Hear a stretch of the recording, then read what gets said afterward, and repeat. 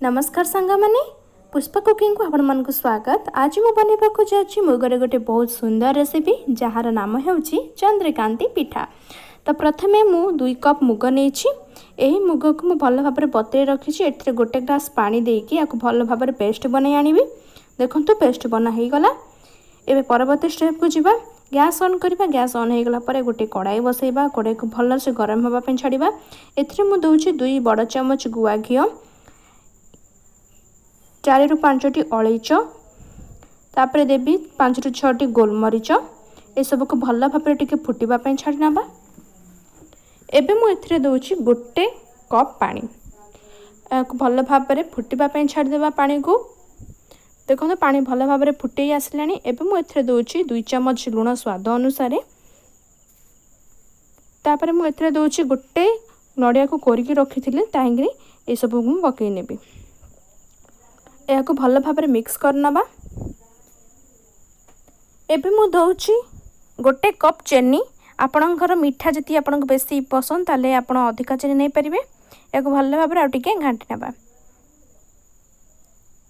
एबे मु दउची पूर्वर प्रस्तुत कर रखाइथिबा मुग पेस्ट को आपण मुग पकेला समय रे आको धीरे धीरे घांटी नउथिबे जा फल जमार लागिबनी। देखंतु एपरि भाव रे हबो। यह आपण अध घंटा पर्यंत ही घाटुवे और मझे मझे घोड़े जहाद्वारा भल भाव कुक हो।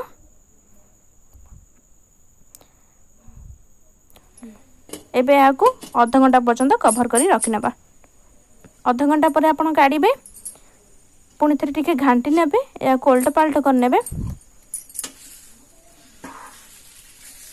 साधारणतः आमर चंद्रकांती पिठा विभिन्न पर्वपर्वाणी होता है। ओषा व्रत एपरि भाव में पर्व मानकर आमर ये पिठा बना जाए थाए।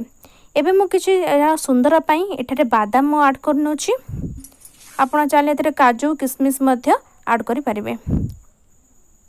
बर्तमान आमर प्रस्तुत हो गला। एबे नेक्स्ट प्रोसेस को जीवा। एथिरे मु गोटे पात्र नेछि सेथिरे गोटे चम्मच गुआ घी को भल भाव चारियाडे स्प्रेड करनबा। गुआ घी भल भाव चारियाडे लागिला परे आगुरु रखाई जाइथिबा आमर मुगर पिठा को एथिरे पकाई नबा। आको भल भाव चारिया लेप देदेबा। या आपण घंटाटे पर्यंत फ्रिज रखिपारे कि नॉर्मल रे मध्य ठंडा करें। गोटे घंटा पर ठंडा होगा पर भल टिके थापुड़े ने। देखो ठंडा हो गला। एबे आपण पीस पीस करी आपण आकार में काटी पारे। मुझे बड़ बड़ पीस करी काटिबे जहाद्वारा खाइबा मध्य भल लागिबो देखिबा को मध्य सुंदर लागिबो। आर गोटे बास्ना मध्य आसुची कारण गुआ घीर स्मेल बास्ना आसुची बहुत बढ़िया लगे। हेल्थ पाई मध्य ये पिठा बहुत ही बढ़िया। देखंतु एपरी साइज रो मु पिठा करनेली एपरी भाव आपण करनेबे। एबे ए सब को गोटे पात्र को गार्निश करनबा एवं गरमा गरम परसी दियंतु आपनकर प्रिय पसंदीदा चंद्रकांती पिठा। Thank you for watching.